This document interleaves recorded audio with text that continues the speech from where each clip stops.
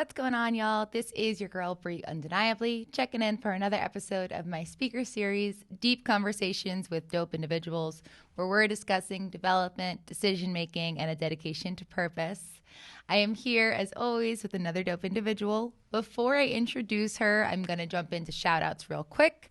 First and foremost, shout out to Gotham Production Studio. They are the one hooking it up with the space, the audio, and the video engineering. Their team is phenomenal. Their spaces are awesome. They produce such high quality work. So thank you and shout out to Gotham. Second, shout out to MC Kicks and Apparel. If you have not checked out MC, please check them out. That's at EMCEEKICKS. If you add a .com, you're going to land on their website. They have sponsored me and hooked it up from day one with their support, giving me all their dope merch to wear as well. So they do customizable kicks, denims, streetwear, and apparel. So check them out, mckicks.com, or go on their social profiles at mckicks. Finally, when you're doing your own thing, you got to pump yourself up. So if you have not checked out my site, BrieUndeniably.com, please go there to do so. That is where you're going to find not only everything that I'm doing with podcasting, but everything that I'm doing in my business and outside of the podcast space. So all of my public speaking and engagements, workshops, trainings, coaching, counseling, and everything in between. On top of that, you can also go there to get your dope individual merch and your I Am Possible gear. All right, so we are here with Gael Wood. Gael, thank you so much for joining us today. Yeah, thanks so much for having me. Really excited to have you. I'm going to give you the introduction that you deserve, and then we're going to jump into the episode. So, Gael Wood in 2013 started a journey to make over her life as she was burned out, in debt, unwell, and needed to find another way before she ended up sicker or divorced. Today, she lives in her dream house, has a location and time freedom, does work that she loves, and feels amazing. That is what she wants for you as well. On her path, she's gone from an overworked massage therapist to finding success online with writing, teaching, and coaching, and has learned to use mindset and journaling strategies, marketing and business skills, and feng shui together to create her dream life.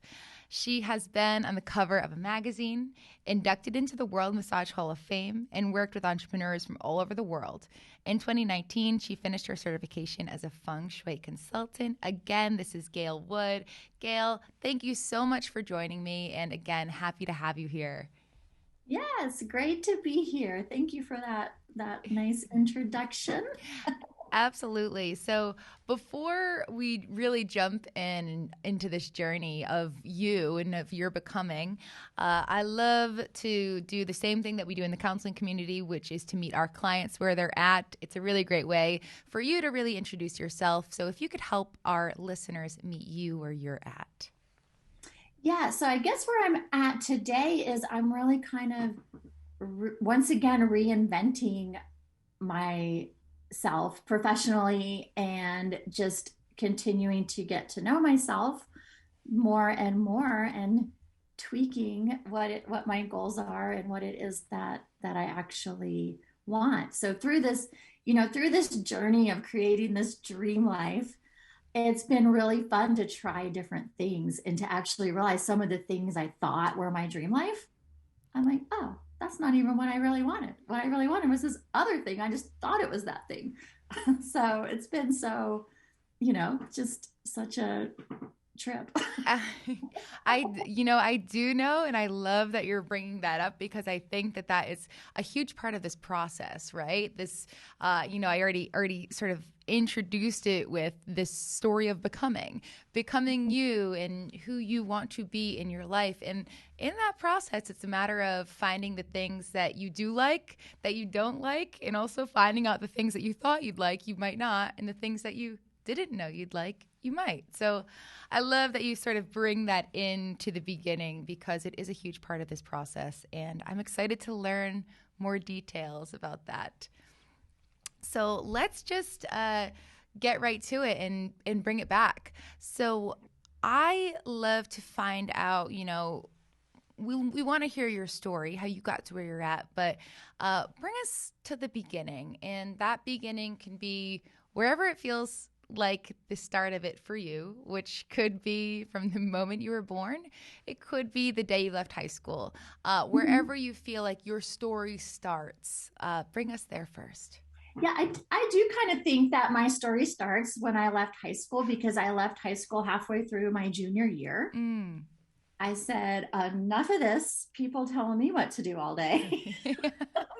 There is life to live, and I'm getting out of this building. Love it already. I have to know more. Yeah, so I dropped out of high school, but I did that knowing that I was going to go and get my GED, which I did that same week. Oh, wow. So it was just like, I was like, I just want to like skip the line kind of. Yeah. Get on to the next part of things. So I did that. And then I just started, I was like, well, I'll take some college classes, and I wanted to work and make money. I wasn't living at home already. So, so I was working a couple different jobs and taking some college classes, not with a degree in mind, but just like, let me see what is interesting to me and what I like. And so I did that for about 2 years. And it became abundantly clear to me that I did not want to spend my life working for low wages. So I needed to figure something out there. So at the time I was working at a bed and breakfast. Okay. And I was cleaning rooms, working in the kitchen, doing things like that. And I did like it. It was, and I think looking back now that I know what I know about feng shui, I just think I loved being in that house. It was, it was so big. It was so fancy. It was not anywhere I had ever lived. And I really loved kind of taking care of the house. I didn't mind so much, it was hard work, but in that environment, it definitely wasn't like cleaning rooms at the Motel 6. So, yeah, okay. So I was learning a lot being there, and from the woman who owned the business. She was just such a good example to me of a woman entrepreneur. And I didn't really know any women entrepreneurs. My mom was a university professor, and my family, it was teacher, preacher, like you had a good job, and kind of that was what you did. So I started seeing examples of, people making money in all these different ways. And I started noticing the massage therapist coming and going. And she was bringing her table and making at that time, $40 or $50 an hour. And I was making 7 or 8. And I thought, that seems like something I might be interested in doing. And then she said, would you like to come over and get a massage, and I'll trade you for cleaning my house? Oh, that sounds like a great trade-off. So it was, I was like, yeah, definitely. I want to try. I love to try new things. So I did that. And I just knew after that massage, I was like, that's what I'm doing. Wow. Okay. Let's just pause right here, because it seems like very early on, one, I love that you left high school and then got your GED, because I think I talk a lot about, not a lot, but I have been a college counselor before, and it was part of an internship for me when I was becoming a therapist. I was going for school counseling at the time, and so it was kind of just par for the course to go through, like, what does a college counselor do? And I remember having so many questions, like, about, well, is college the only thing I'm supposed to be encouraging here? Or, like, what are the other spaces I can encourage adolescents in at this place in life that is so much about unknown and exploration. And, for me, I didn't necessarily like to have to, though I know college can be really amazing for some people, it's not the path that everyone has to take right away. And I love that as an 11th grader, you sort of knew that school at that time, you're like, I need to make a switch. I need I know that I, want to finish this thing, but I'm going to jump the line, like you said. And I can't even think of the personality trait that is right there. But I think that that is really awesome because at that time kids have so much trouble figuring out what they want to do. And though that's not, though you hadn't had it all figured out at that point, Yeah. you knew something was burning inside of you to take the next step. And I just think that's really cool. That's a really cool place to start your story and also to bring us into, and you know, so much I could say about that and that time of life. But I also love the fact that you did this and then you went and got your GED. And then it seems like in a pretty small frame of time, you found these two things that both really piqued your interest. At what point are we at in your story right now? Is this still sort of in that year after 11th grade, or is this several years after? Yeah, so this is probably 2 to 3 year time period. Okay. I worked at the I worked a few different jobs, and then I was at the bed and breakfast for maybe 2 years before I went to massage school. And, as luck would have it, she said, when you come back, you can be our massage therapist here, as long as you still do your job. Okay, so you basically got a job on top of your job, and now Yes. you're juggling these two things that Yeah. you have some type of interest in. Yeah. So after massage school, yeah, I was working at the bed and breakfast. Through that, though, I got to work with a lot of chefs. Okay. And so then I started, I was like, oh, I really love cooking too. Amazing. So I got a job in town at a vegetarian restaurant. Hmm. I did massage therapy. I worked at a greenhouse picking lettuce 1 day a week. I had 4 jobs Wow.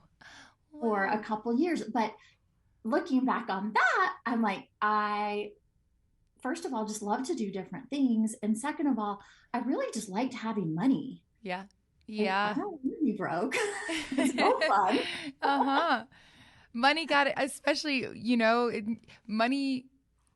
And before you have a relationship with money as you get older, it gets you to the next steps of the things you want to do, especially when you're in that exploration phase. You need the money to continue to explore and find out and figure out what you want to do and what you like, what you don't like. I Yeah. very much understand that. And so that was a really fun, that was a really fun period of my life because I had this money. I got to hang out with my friends, go to concerts, just kind of, but then I fell in love. Mhm. And so then at 25, I was a single mom of a 3-year-old. Mm. Mhm.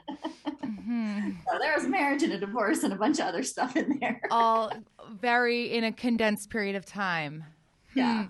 Okay. And so then I found myself with this little girl to raise, and working 4 jobs isn't an option at that point. Right. So I ended up at a day spa, but knowing in my heart that I wanted to have my own business. Okay. And so that's what led me to in 2003. Okay. So then my daughter was 6. My daughter was 6. I opened my own business. Okay. Let's I want to pause there again, kind of pull out some things, talk about some things.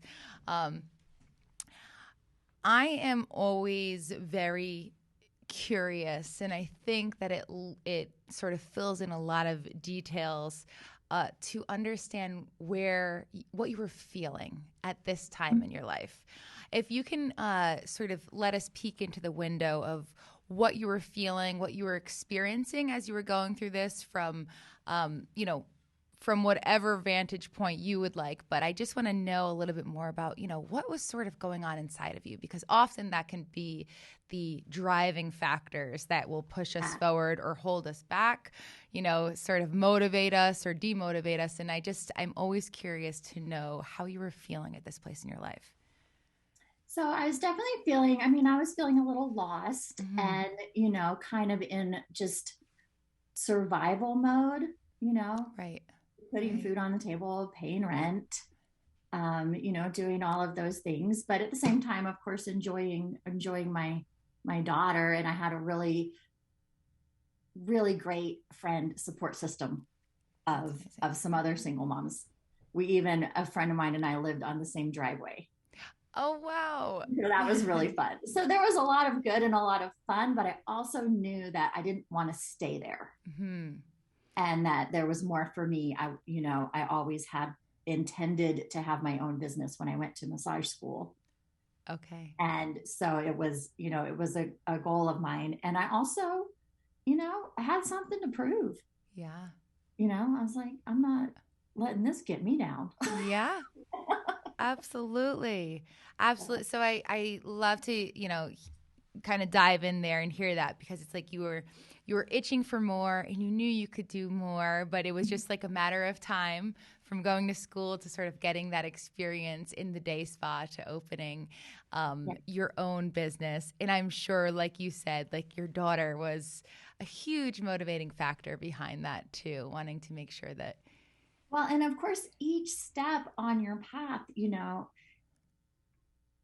is takes you somewhere unexpected. Because when I was at the day spa, I started seeing how much money all these skincare therapists were making. So I took out a loan and I went back to school for skincare, because I was like, if I'm going to own my own business, doing both, yeah, is key. So that became one of my goals. And so I was going to school 3 days a week and working 3 days a week and side hustling on eBay.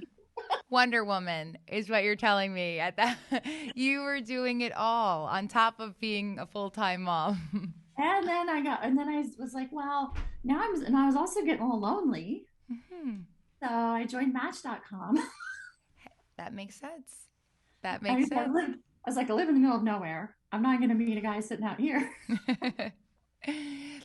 Little did you know online dating would become, the way that people are now meeting and interacting. Yeah, it was great. It was kind of new then. And yeah. You had to email the person and then wait till you got home and get on your dial up if they emailed you back. Well, I thank you for opening up about that piece of your life too. It all, it all makes sense, and I love that you bring in all of the moving parts that was a part of that phase in your life, because there's so many things that on our path, like you said, one thing will lead to the next, but when you have your hand in so many places, or if you wear so many hats, that's sort of like this spiderweb effect where you have several things leading to several new places and opportunities. Let's hear about the next place in your life. Where did this take you? The business and Match.com and everything. Please bring us to the next part. Yeah, so my business opened in actually with a good friend of mine bought an existing business from some people that were moving out of the area. Okay. That was May of 2003. And I also met my current husband in May of 2003. So that was just like everything changing again. Yep. Just a quick shake up again. And that was a fun I just remember that as just being a really fun few years. I'm hustling and running my own business and dating this great guy and, bought my own home and living my best single mom life. Wow.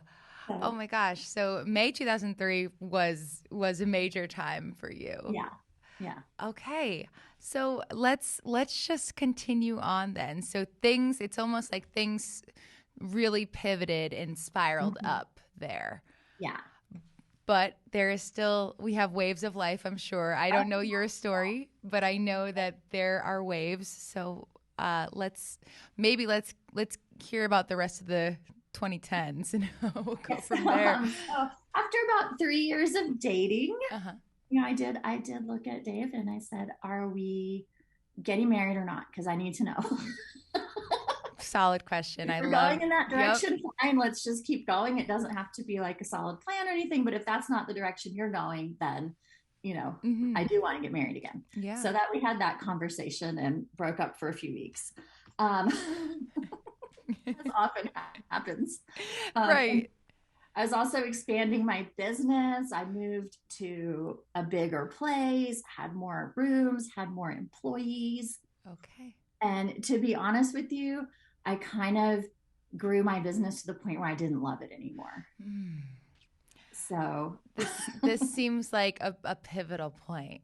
This yeah. might be a pivotal point. Okay, I mean, this is I want to push in here because to feel, so much love for something and to essentially grow it, if we think, the way you grow anything else, you nurture it and you take care of it and you put love into it.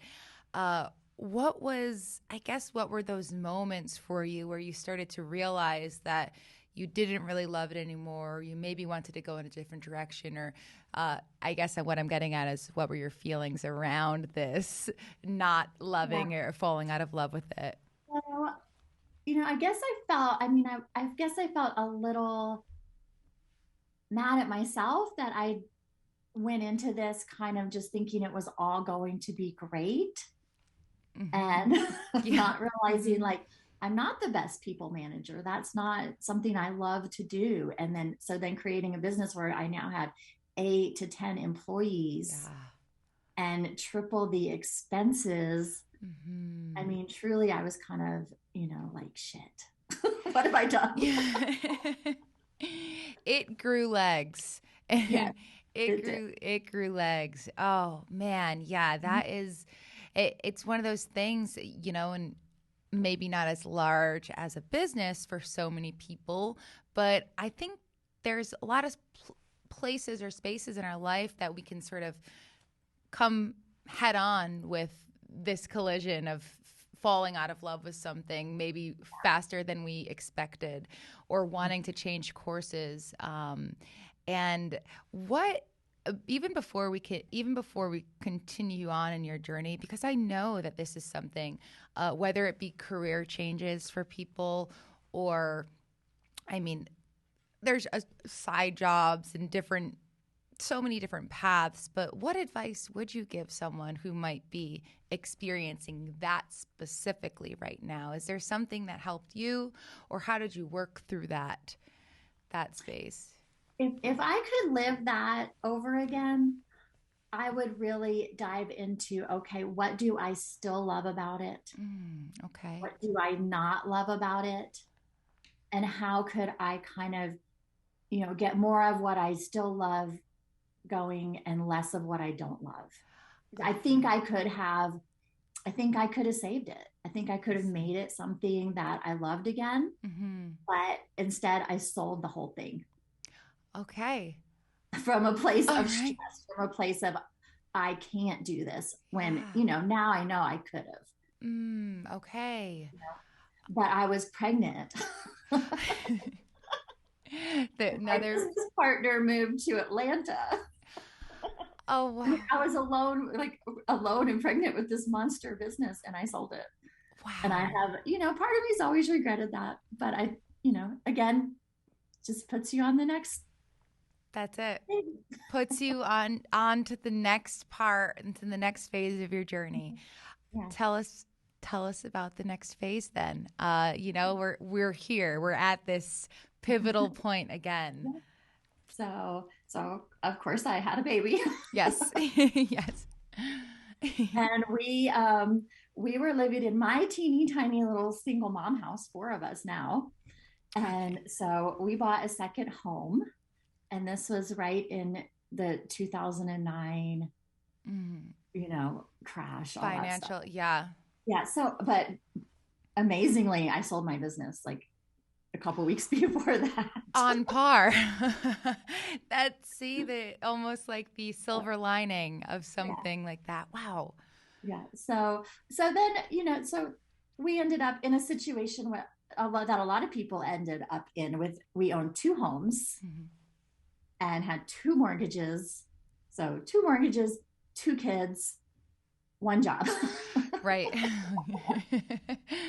I was like, all right, I got to go back to work. I hadn't planned to go back to work when I sold my business. So the first winter where I was like, oh, well, the money for my business went like that. and I needed work. And I actually ended up cleaning ski condos for a Okay. whole winter after I was like, here I am. I was this, business owner in town, had my own spot, and now I'm schlepping around these snow mountains carrying giant, heavy bags of laundry. And Just I a was like, this sucks. total switch of gears. Kind of But if we've seen anything, I think throughout this is that I'm a hard worker you and I will figure it out. you certainly are. And I think that's what I'm loving about your journey so much is that you're not afraid to just jump in and go head first into something and figure it out there. If you like it, if you don't like it, if you need to pivot, but you have a thought or an idea or a need, and then you just go right for it. And I think that that is something super commendable about your story thus far. And I know that there's still more to learn, but for sure you are an incredibly hard worker, and that's evident here. And then, so that spring, I actually saw a sign in the grocery store for a resort that was hiring for their spa. And Okay. I was like, well, thank goodness, because I'm over the cleaning. Yeah. I interviewed there, I got the job, and I worked there for 4 or 5 years. I worked at the resort. But during that time, it was long hours. It was seasonal. So Hmm. I would work very long hours, 6 months of the year during the summer while my kids were out of school. Okay. I got I don't know, something was going on with my immune system. I got whooping cough. I got recurring strep throat. I had allergies, it was just like hard. It was Yeah. hard. That was a hard time. Hmm. And I started seeing just on my Facebook feed people selling these ebooks and planners and online Hmm. courses. And I just said, you know what? I bet I could do that. Yes, I feel like my money's on you as well because that it's that mentality that has brought you to every other phase in your life prior to that. And I thought, how cool would it be if I could make some money online and cut back on my hours at work Hmm. and not have to spend all this time away from my family? And so I just kind of dove in and I thought, you know what, I'll teach what I know. I'll teach stuff for massage therapists and I'll talk about business and success and Yeah. marketing and all the things that I found through my business that I loved doing. I Yeah. actually always loved the marketing part of it. I Hmm. got to where I liked that even more than working with clients. So so that's kind of was my next step. And I that business went through a few phases, but it was called Massage and Spa Success. And I ran that from 2013 until January. Wow. Let's talk a little bit more about that. I mean, I want to know first I know that like even like in 2013 this was starting, but now here in 2022 this is a major industry. Yeah. Online selling courses, doing Mm-hmm. teaching online and coaching online. uh, how did you develop a program? Did you find a program to sort of plug and play? Was it you on video or just something? Like, tell me about the details of putting this together and sort of Yeah. planning it out. Well, it was a little bit of all of those things, Okay. but I invested in kind of a basic online business course Okay. with this lady who was kind of a hippie, and I was like, well, if this hippie can do it, I can do it. Love that. Yep. I was like, well, I'm going to do what she says. So she said, start a blog. So I started a blog and I just kind of went step by step. Yeah. And I thought, well, an ebook seemed like a great first product. And a lot of people were publishing ebooks at that time and just selling them from their websites. This was kind of before Kindle and Amazon was so huge. Hmm. So I wrote, and took me about 8 or 9 months um, to write that first ebook and get it published. Okay. That whole time, I was sharing my blog posts, and I didn't know really that I was implementing a pretty good strategy. of spending about a year building my audience and my email list before I had a product for sale. Okay.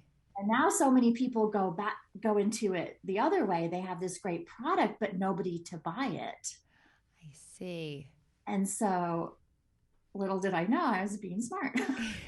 Yeah, you were developing something without even realizing how Mhm. valuable that was, Yeah. gaining that traction. And I love, that's such a deliverable for the listeners right now as well, because I know, I mean, the listener base that I have is a little bit of a mix between a helping profession, therapeutic community, and an entrepreneurial community, which are sort of the Mhm. two things that I've brought together. Similar to you, as I'm hearing, you have that business and that marketing expertise, but also the massage therapy skills and techniques that you merge together. So, if you are listening, the power of generating an audience and building an email list still holds true today. And that I know is like, I can't necessarily say what the order to do them in, but it seems like you're spot on, is to generate that audience and build almost like your reputability. Mhm. Get people to start listening to what you have to say, and then they'll want to purchase what you have to put out. Yeah. And I feel like, now we have a lot more choices. Mm-hmm. And that's something I'm finding currently is like, okay, I need to kind of narrow things down.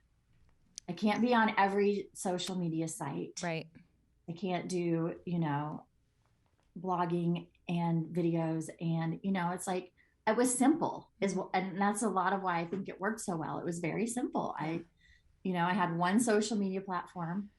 I had a blog and, you know, after a couple of years, I started doing a lot more video. Okay. Um, so my first book I turned into my first class. I just made some videos to go along with it, and then it was a class. Great. Okay. Yeah. Wow. And so this is something that has obviously really developed. And you said you did this all the way up until January. Mm-hmm. So we are only a few months past sort of the ending of this chapter. What was the continued development over those Yeah. years? And then I would love to hear why you pivoted away as well. Okay. Yeah. So I really just, I just kept going. If I had an idea for a book, I'd write the book. I've written over 15 books at this point. Wow. Some of them are short. Like I wrote like 50 ideas for your massage and spa specials. That's It was amazing, just though.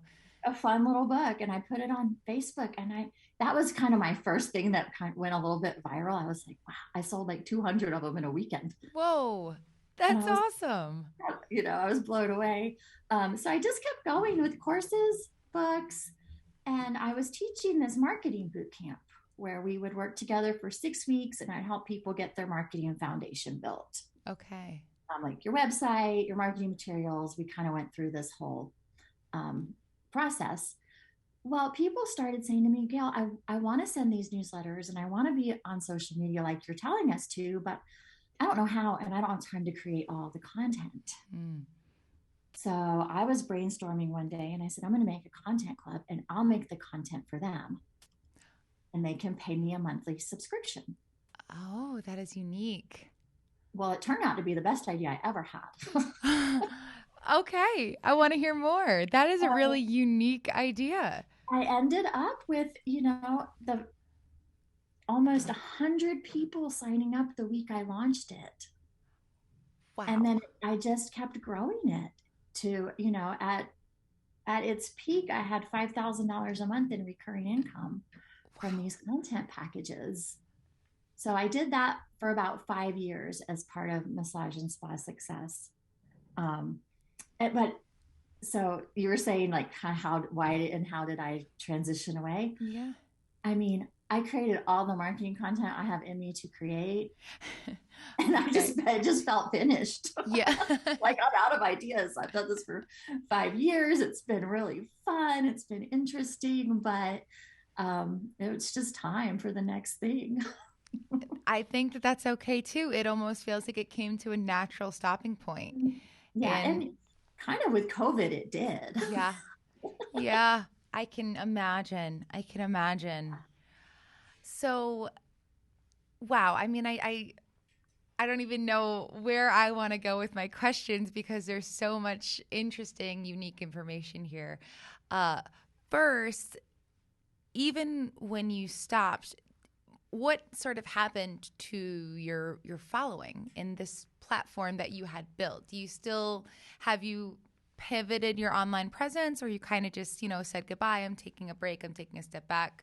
What was that sort of transition? Well, I'm pivoting. I'm definitely pivoting. So I went through a short phase of, in January, I closed it, I'm done. Hmm. And so then I kind of got like this idea in my head, well, I cannot speak of those things anymore, which turned out to be kind of silly because I still love the massage industry. People are still asking me to speak and teach and share. And I'm like, it can be way more of a transition Okay. than what I had in mind. So I have a different website now, Okay. but I'm like, I might put some of my massage and spa stuff back on there. Yeah. I'm like, I was like, it seems silly to take these valuable courses that people might still want and just like throw them in the dumpster. Yeah. I mean, it seems like they almost were, automating and running themselves Yeah. in the background too, or they have the potential to. Mm-hmm. So I'm like, so actually, I sold the marketing content Okay. part of my business to two different individuals who want to carry it forward. It Oh, made me feel really great. I love absolutely. that Yeah. because it gave me a little cushion of money coming in each month while they're paying for that. And also, all my hard work is going to keep helping people. Yeah.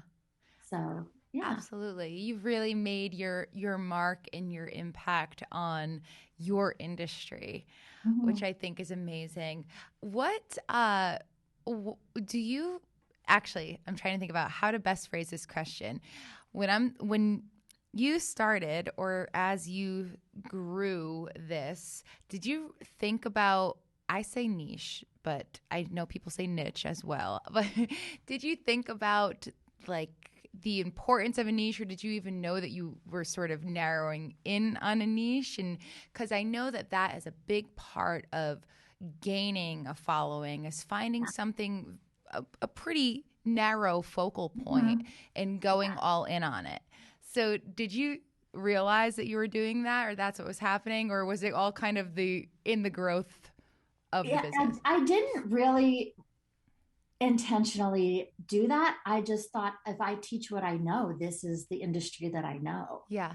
So, and that's kind of, I'm glad you mentioned that because that's kind of where I'm at right now is I've gone from having a very specific niche Hmm. to kind of not knowing exactly what my niche is. Hmm. Um, my current coaching clients are all massage therapists who actually want to transition to other Mm. types of businesses. So I'm like, maybe that's my niche. That is a focal point for sure. Yeah.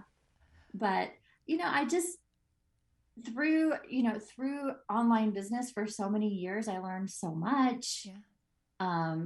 through just continually trying different things and upgrading my mindset. I'm like, oh, I think I can help people to, you know, be more successful in general, but it feels a little too general as well. I see. I see. Well, it's all part of the process, right? It's Mhm. all part of sort of the next steps in that iteration process. What advice would you offer for people who are looking to start their online businesses? Because at this point, it's not so much of a singular pathway to get there. There's several social media platforms, several online deliverables, whether it be a book or a course or a workshop or a webinar or a master class. I mean, there's so many different options at this point, and I feel like the online business industry is major, and there's a lot of people trying to break into that bubble. Do you have any advice that you would offer to help aid in that process? Yeah, I would say the more focused you can get, the better. Mm-hmm. Have your own platform, your own website, and then, really look at as far as what you're going to put out there as far as client attraction. Uh-huh. You know, pick one or two things for social media, one or two at the most, and, Okay. and then learn those and try to do those very well. Okay. And so to pick depends on where you think your ideal customers are hanging out. So that depends on your product or your service. Mm-hmm. Um, I just think that it takes time, it takes longer than we want it to take. Yeah. And the people that stick with it and keep going, keep trying things, will have a great chance of success. Yeah, I love that. I think that that is very sound advice, and it's true. It really is. You can do all the things and check all the boxes, but it's that consistency over time that is really what builds up the snowball, so to speak, that just constantly picking those one or two things, doing them really well over and over and over again. And then if I can add to that too, I Please. would really look at what does success look like for you, because there's so much out there. There's all these vanity numbers and six-figure business and seven-figure Yeah. program, this and that. Yeah. And it's like, well, one, who cares if your business makes six figures if you're taking home, you know, a Six fourth of that dollars. or less? Yeah. So like, really, what is success to you? And then going for that, like, individualize it and try not to get caught up in all of that hoopla. And I've done it. I've been like, yeah, $1 million, that's what I'm going for. Yeah. Like, wait, like, to really be doing, have everything I want, I don't even need $1 million. It's so true. I'm so happy you brought this up too, because if we really are talking about the saturation of the online platforms, they're a huge part of the services out there are how to develop your services, how to create the six-figure business, how to do the seven-figure business. Like, these are the names of the courses, and I just love how you really narrowed in on focus on what success means to you, because it's so true. Like, obviously the numbers are alluring, and they draw you closer. They make you feel like that equates to success, or that equates to what you're wanting to do, or wanting to reach. But there's so much more that is encompassed in the development to that number. And Yeah. I just, I think everyone gets so ready to jump at those courses that say, grow your business to six figures or seven figures guaranteed, or make 10K your first month, or your money. Like, there's so many plays on numbers, because marketers know, and business people know that money draws people in. But I love that you said focus on what success means to you, because often if we look deep inside of us, we know it's not going to be solely on that money, though we might have a number that leads to our comfort or a goal that we want to reach. There's a lot more involved in what success is for us. Yeah. And I love to, see that as clues. Like, okay, six figures sounds awesome to you. So, like, what does that mean? Like, you've been asking me, how did I feel? Hmm. Well, how are you going to feel when you have six figures? Yes. And so when you can tune into that, well, when I have six figures, I'll have all these kinds of feelings. Then we can flip it around and be like, well, how can I have those feelings regardless of the six figures? Hmm. You That's know? So sound, such sound advice. Well, Gail, we are winding down in the last 10 minutes or so here. So what I want to do is I want to do a little bit of a transition. I like to do a rapid fire question round at the end, but then I'm going to leave you the floor or the screen to just leave listeners with whatever final words, advice you want to give them, and then you can let everyone know where they can find you. Okay, sounds good. All right. So first, in the beginning of the episode, we talked about three things: development, decision-making, and a dedication to purpose. I think that we just fired away on so many of these, especially sort of that purpose piece, just talking about success and, what we feel like we're looking for outside of numbers. I think purpose can really be wrapped up in that. And I'm really happy we brought that in. But also, you really brought us through the development of your life, your story, and the decisions that either brought you forward or held you back. So I appreciate your transparency and sharing with us this whole time.